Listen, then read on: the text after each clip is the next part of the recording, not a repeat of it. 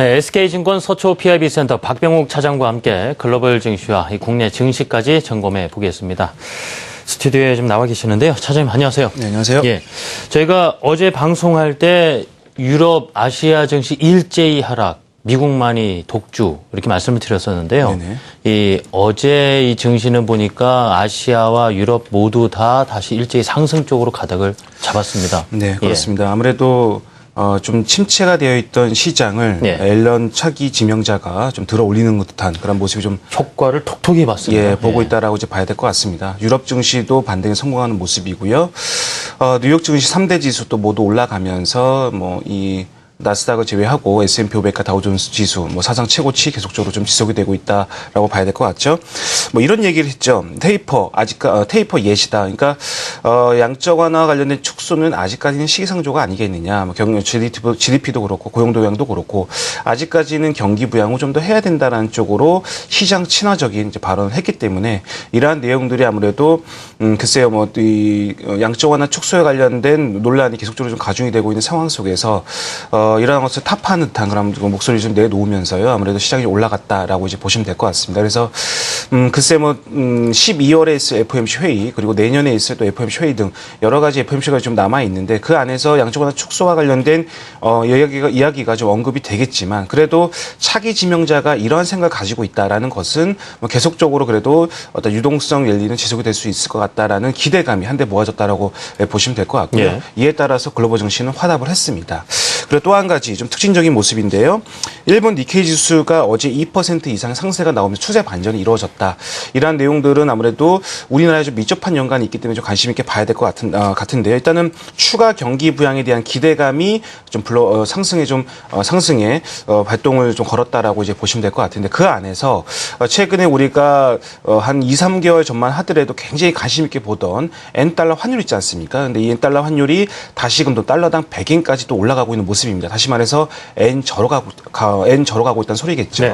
이러한 내용들은 아무래도 또 국내 일본과의 또 경쟁 업체에도 놓여져 있는 자동차라든지 어떤 이 전기 전자라든지 이쪽에 하락에 또 빌미를 제공할 수 있는 부분도 만만치 않게 또 있습니다. 그렇기 때문에 이러한 점들 달러당 N저 현상이 계속적으로 좀 지속이 되고 있다. 그리고 N1 환율도 계속적으로 좀 원화 강세로 엔화 대비 원화 강세로 좀 이루어지고 있는 모습이기 때문에 이러한 점들도 투자를 함에 있어서 좀 체크를 해봐야 될 사항이 아니겠느냐라는 말씀을 드리도록 하겠습니다.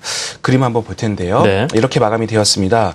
글로벌 증시 대부분 다 일단은 아시아 증시는 다 올랐고요. 우리나라도 물론 올랐지만 일본이 유독 상승이 많이 나왔다. 추가 경기 부양에 대한 기대감 있었다라고 이제 보시면 될 것 같고요.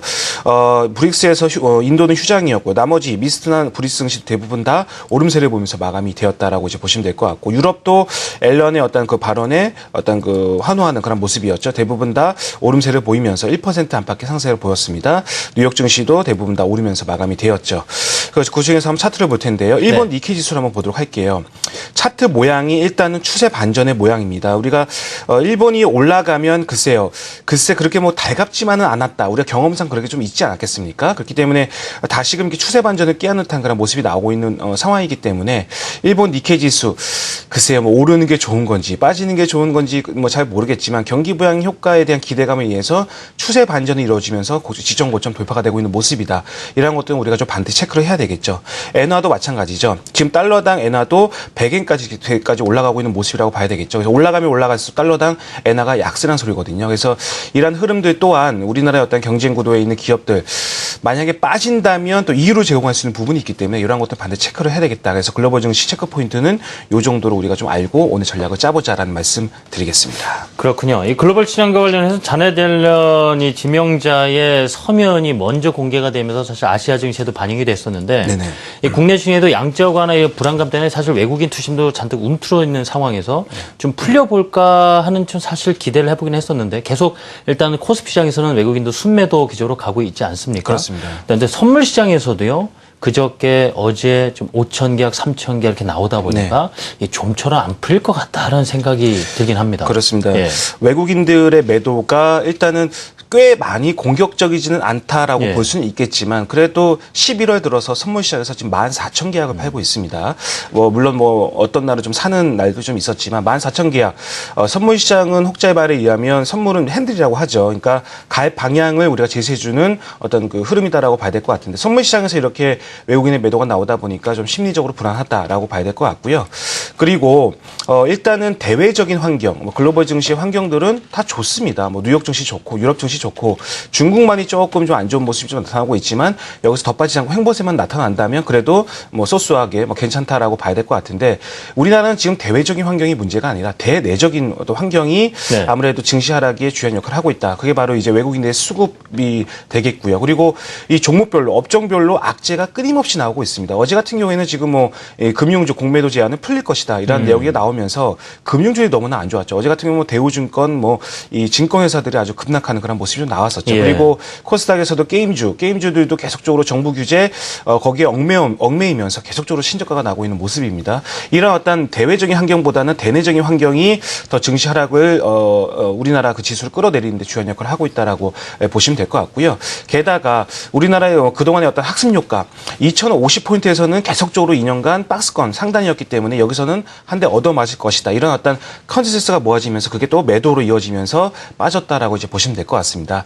다만 항상 말씀드리는 부분이지만 결국에는 뉴욕 증시가 어떤 경기 부양 아직까지 지속이 되고 있는 모습이고 그리고 테이퍼링 아직까지는 시기상조다라는 이야기 차기 지명자가 얘기를 하고 있죠. 그렇다면 외국인들의 수급도 이렇게 악화되고 아주 급속도로 빠지고 이런 모습은 없을 것이다. 그러한 전제를 하러 본다면 11월 달은 항상 말씀드린 부분이지만 11월 달은 어쩔 수가 없다. 네. 이 정도는 많이 올랐기 때문에 조정을 받는 것이다라고 보시면 될 것 같고요.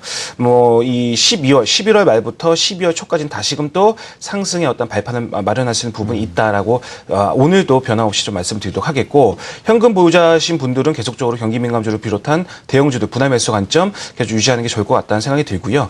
그리고 계속적으로 좀 긍정적으로 마인드로 좀 길게 놓고 본다면은 우리나라 추가적으로 올라갈 수 있는 거에 배팅을 하시면서 보는 게 낫지 않을까라는 생각이 듭니다. 다만 우리가 그래도 전제가 있어야 되겠죠. 그림 한번 보시도록 하겠는데요. 네.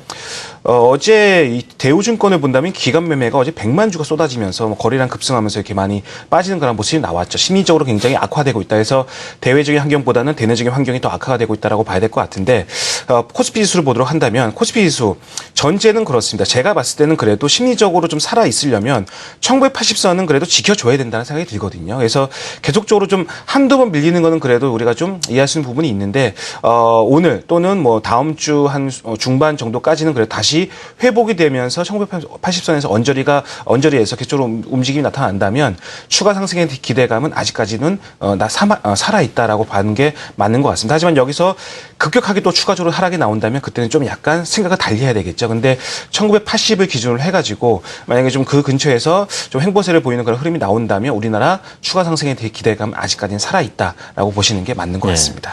참 이번 주 어려운 장 속에서 매일 방송을 준비하시면서 고민이 참 깊은 한 주가 아니었나 싶은데요. 지금까지 SK증권 서초PIB센터 박병욱 차장과 함께했습니다. 다음 주에 뵙겠습니다. 차장님. 감사합니다. 수고하셨습니다.